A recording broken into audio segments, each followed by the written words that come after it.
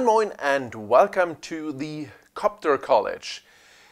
It's time to present you a new copter on the 1st of March, 11 o'clock in New York local time. DJI presented a new copter and guess what it is? Yes, it's the DJI Phantom 4 and here we are. Well, that's it. Well, that's the DJI Phantom 4.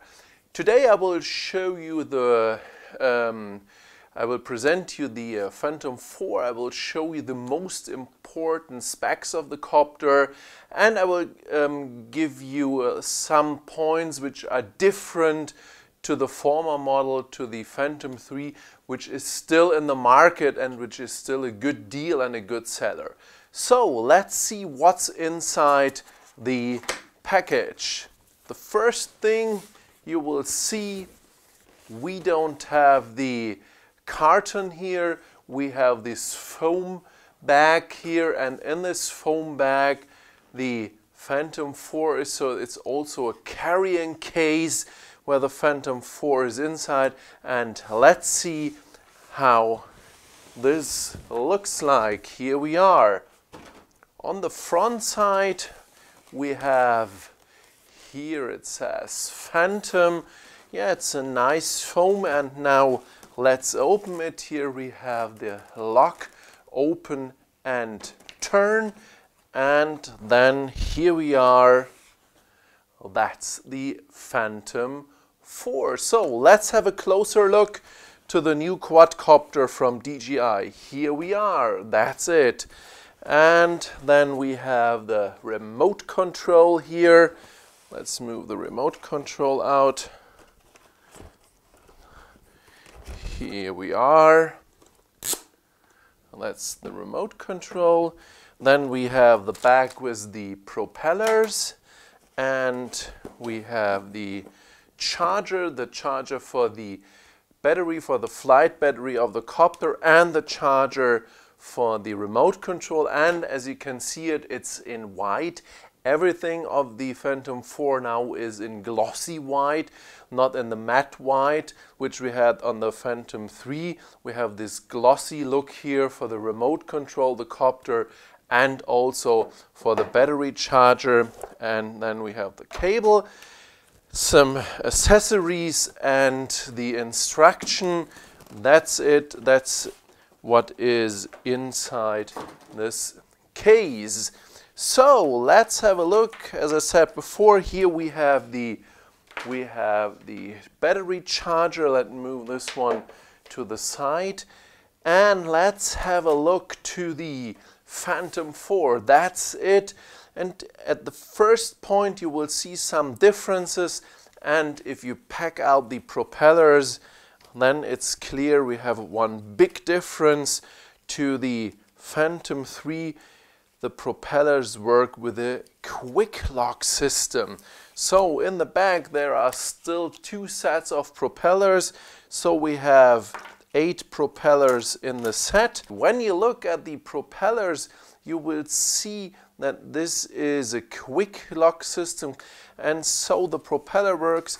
We have the gray one and the black one, and when you turn around the propellers you will see the quick lock system here. On the arms we have 2 markers. We have a gray and a black marker. It works very easy. Just put the propeller on, press a little bit, turn around, and that's it. Check if it's fastened, and exactly the same we make for the gray one. And as you can see, it's very easy, it's very fast, and it takes only a few seconds to install the 4 propellers here on the Phantom 4. Much easier than on the Phantom 3. It's a little bit similar to the DJI Inspire, where you also have this quick release system for the propellers. Next point you will see is that the copter looks a little bit more round shaped. The gimbal plate is not anymore outside, but it's in the chassis of the copter. It's a little bit more rounded and it's a little bit more elegant, the design of the Phantom 4. You have this gimbal protection here, and this is very easy. At the Phantom 3 you have this plastic part which you have to move in and out, and sometimes it's very hard, and this one is much easier. You have the 2 points here at the legs of the copter, just pop them down and that's it. If you have a closer look to the gimbal, it's not only that the gimbal plate went inside of the copter, so the copter here, the gimbal is, the shock absorber is inside of the copter, but it's also how the camera is hold in the gimbal. It's not only on one side like the Phantom 3, but it's on both sides. It's like the Y shape where the camera is in between these two arms at the end of the Y, and so the camera is a little bit more stable here on the gimbal. These are the first points we will see when we look at the copter, and if we turn the copter around, yes, unfortunately we have a new battery. So if you step up from the Phantom 3 to the Phantom 4, you need a new battery. It's exactly the same like at the Phantom 4. Press the 2 buttons here on the battery and move the battery out. We have these air holes here where the air can circulate between the lithium polymer cells, and we have the same on the other side, so the battery won't get very warm, and so the power is very good. The battery can give the power very good to the copter, and so that's a difference between the Phantom 3 and the Phantom 4 battery. It's still a 4S battery with 15.2 volt, but we have a higher milliampere ratio of 5,350 milliampere hours, so it's a little bit more than the Phantom 3 has. To put the battery in the compartments, very easy. We have here a small let's say wing, and here we have the big one, and this one goes to the top. So put the battery inside like this. It's not possible to turn it around and put it in like this, so there's a protection. It won't work in this side. One thing I should show you before I put the battery in the compartment, on the back side we have the charger connector. Here you put in the charger, and you can turn the cable either direction. Doesn't matter in which direction you put the cable here on. It works in every direction, so that's very easy. So let's put the battery here in the battery compartment, and as you can imagine, starting the copter is exactly the same as always with DJI, but before we start the copter we remove the propellers, and again you see it's a thing of a second to remove the propellers. Now let's start the copter. Press once and twice, and that's it. And now you hear the sound. In the front of the copter there you can see 2 small holes here, and these are the anti-collision system. So it's similar to the system, to the guidance system of the Mattress 100, but only in one direction. So it's not a system which works in 4 directions, but it only works in one direction, and I will show you later in the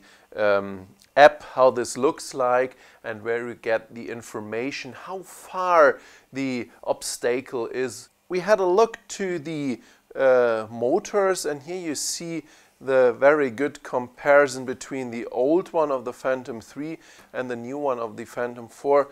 The motor is a little bit higher and it sits on top of the propeller arms, and there's another difference. On the bottom side we have the light directly under the motors, not here in the arms like we have it at the Phantom 3. In the next tutorial I will show you the difference between the Phantom 3 and the Phantom 4, and will explain you where are the different points between these two copters and if it's worth to step up from the 3 to the 4. So let's come to a very important point, and that's the camera. Some of the copter pilots hope that the Phantom 4 get a little bit more power in the camera, some more frame rates, a little bit higher data rate and stuff like this. Maybe not only a fixed iris, but a little bit more options to play with.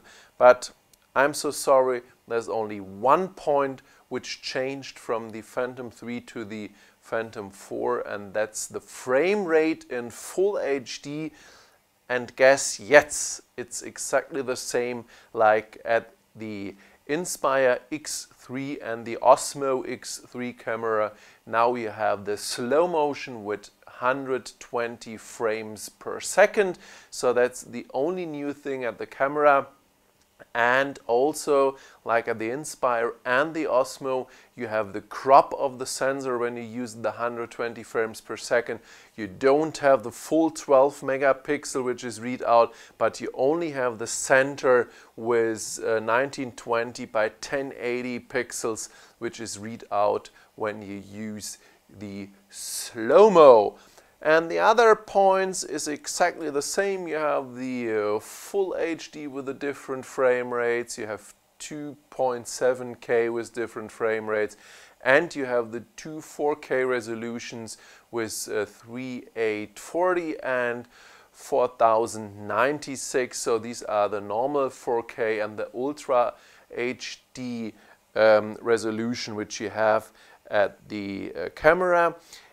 You have the same lens. We have the old Phantom 3 lenses, f2.8, 94 degrees field of view. So that's exactly the same like we have at the Phantom 4. The front filter is removable like the Phantom 3, and it's exactly the same diameter. So you can use your Polar Pro filters from the Phantom 3 also on the Phantom 4.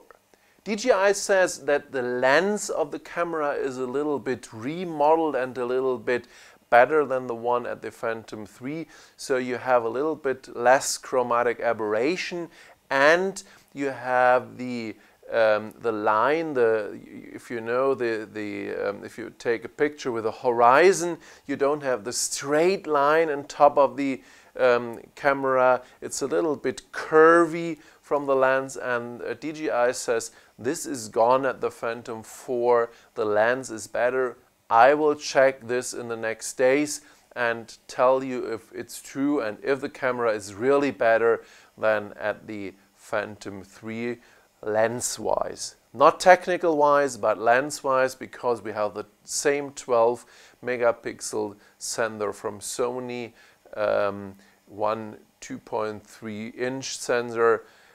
So it's exactly the same size, exactly the same sensor, same data rate, frame rate, except for the slow-mo, like I said before. When we turn around and look on the downside of the copter, or the bottom of the copter, we have the same system here which we have on the Phantom 3. It's a little bit more advanced, it goes a little bit higher and it's a little bit more advanced, but yes, it's almost the same like under the Phantom 3.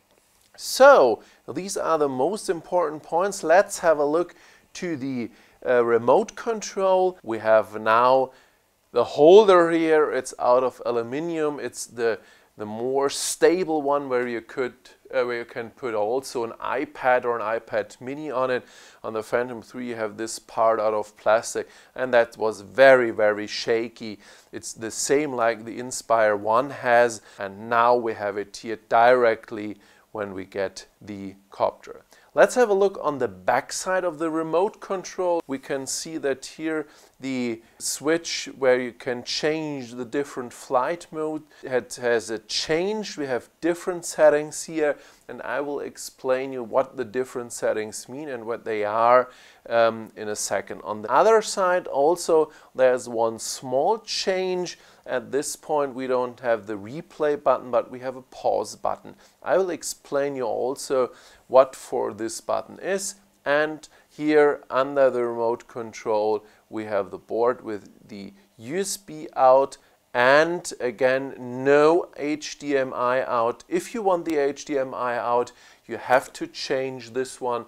I think you can use the same spare part like you use at the Phantom 3. I think it's exactly the same part. We have the glossy top coat here on the remote control. We have the same on the Copter, and so it's a little bit more, it gives you a little bit more of a good feeling, a little bit more high class feeling of the Copter. When you look from the top on the Phantom 4, you see that the arms are also a little bit less bright. They are a little bit more tight here in the middle, and at the end where the motors are a little bit more rounded, so it looks a little bit more elegant. One thing, we don't have these stripes.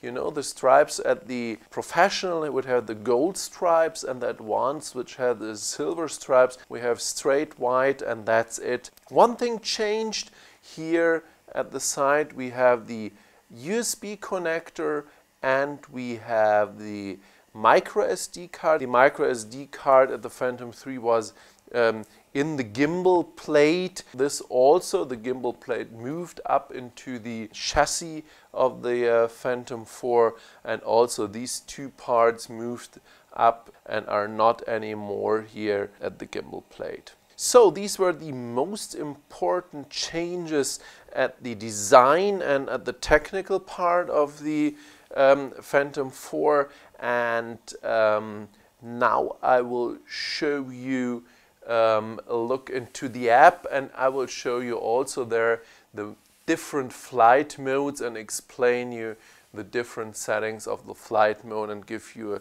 short overlook of the new functions. As I said before, I will make some more tutorials where I go more in depth of the different settings and show you outside how they will work. So let's have a look to the app of the DJI Phantom 4 and the new functions. So here we are in the app, and what I said before, we have the anti-collision system here, and you can see in 1.5 meter there's an obstacle. These are the monitors here in my studio, and when I turn the copters get more close or more far, you see now in 0.5 meter, and that's the warning system. We are now in the P-Opti mode, so the switch is on P mode, and as I said before, we have some new functions here. Two new functions we have, and when we press the button here, we see the new function tap fly and active track. These are the two new options we have. Here we have the smart functions. These smart functions are the same like we have at the Phantom 3. So if we go on there, we have the point of interest, follow me mode, waypoints, home log and course log. But now let's look for the new options, and that's tap fly. Tap fly is very easy. You point on your tablet on the screen and say fly to this point, and the Phantom 4 flies to this point. You can set different speed here with a slider, and the Phantom 4 goes also down, or descent or ascent, depends on where you set the point where the Phantom 4 should fly to. Then we have the next point, that's the active track, and active track is a very interesting function because you can mark a subject, and when the subject starts moving, the copter will follow and will recognize it. It could be a jogger, a biker, a car, a boat, or stuff like this. It should have some contrast to the surrounding, so it doesn't work with the green frog and the green grass, but it works if you have a biker with his bike on a red sand or on a gray sand. This will work, and it's very easy. Just tap on the screen, mark the subject, and then if the system recognizes, okay, that's fine for me, that's a target which I can track, then the copter will track the system. You say go, the runner, the biker, the boater will start, and the copter will follow. Very easy, just mark the subject and the target, and the copter will follow. So these are the new function: tap fly and active track. And now we go back to the normal positioning system. Next setting here is S, and you can see when I go to the S mode, you will see we are in the sport mode, and here instead of the direction of the copter we see the rounds per minute. So you see how fast the propellers spin. It's like in a real sport car. If you give power, you will see with how the meter here goes up to the to a higher level, and you see how fast the copter can fly. Maximum speed in the sport mode is 20 meters per second. That's about 70 kilometers per hour.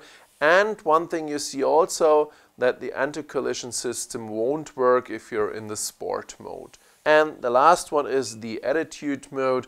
This is one what you know from the Phantom 4 and the other copters, where the GPS system is not active, but only the barometer for the height, and that's it. If you go here to the middle position, you get all the information about the copter, about the different settings, remaining capacity, and so on. And now back to the switch here, and here you see it's a new layout. We have some more information here in the setting, but again we have the home point, multiple flight mode, return to home, and then we go to the advanced settings, and there will show you one very interesting point, and this is sensors. And if you go to the sensors, you will see, yes, we have two IMUs, and we have two compass 1 and compass 2. So it's doubled the system, 2 emus, 2 compass, and that's for more flight safety. It should save you or beware you for the flyaways, because we have both systems, and the flight controller checks if the one system gives him bad data. He checks the other system, so he can compare the redundancy of the two systems, and so the chance to have a flyaway should be less than with only one system.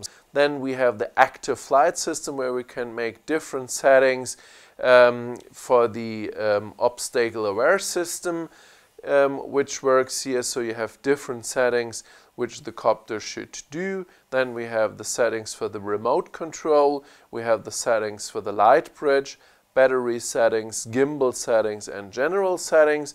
So there are no big differences to the Phantom 3, but again, in one of my next tutorials I will explain you all the points detail, so you get all the points. If you're new in the copter flying and don't know the different settings, you will learn everything about the Phantom 4, and you will learn everything about the settings here in the menus.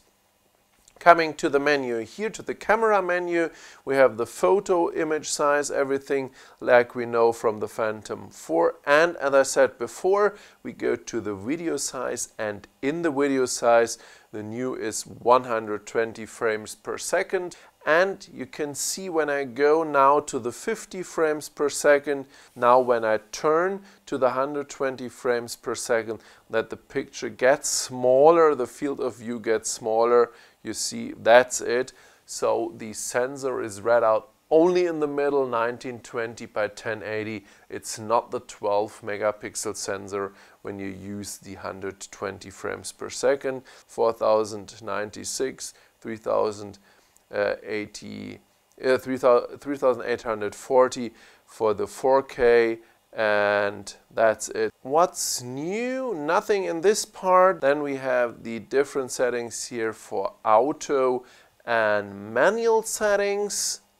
We have the ISO setting, shutter speed or exposure correction here, or you have the manual setting, ISO speed and the shutter speed. So these are the settings you can make here. All the informations you have on the top.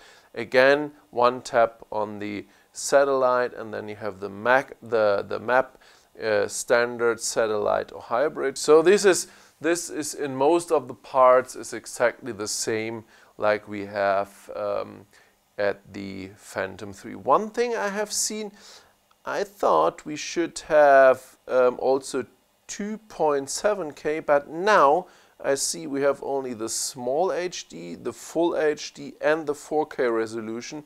In this settings we don't have the 2.7K resolution. Maybe it's because it's a pre-firmware, maybe in the final firmware we have the 2.7K resolution.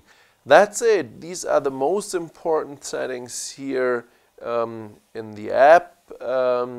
And again, I will show you this in one of my next tutorials in depth. So I will show you every point which is here.